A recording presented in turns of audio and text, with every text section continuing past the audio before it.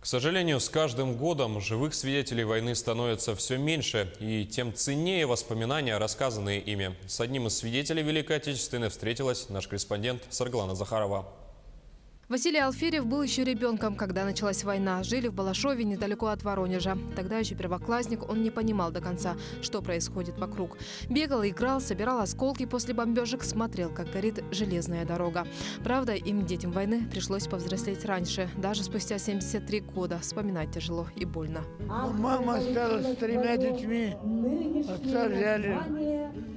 Я был всегда голодный, есть хотел. Спасал нас свиной корм жмых, который мы сосали, положив в рот.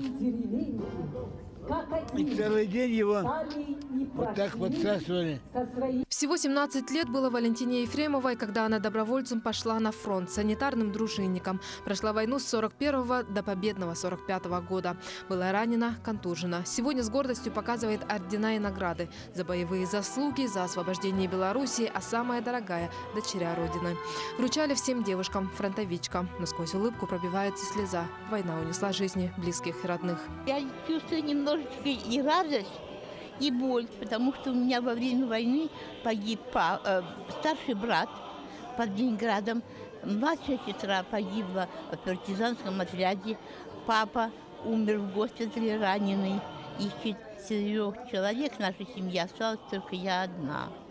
45-й год, весна. Советские солдаты уже в Берлине. И вот 8 мая фашистская Германия подписывает документ о безоговорочной капитуляции. А на следующий день об этом узнает вся страна. И ехал в поезде, значит, с портретами своих родных героев.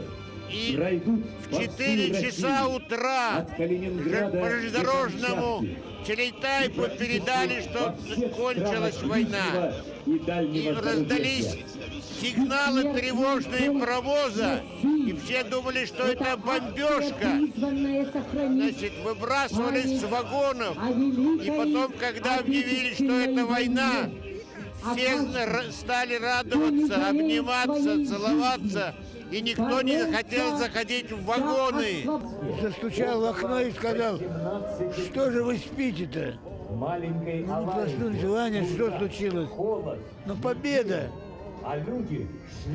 Весь город был освещен ракетами. В Балашове было очень много воинских частей, и все стреляли ракетами. День победы, день победы.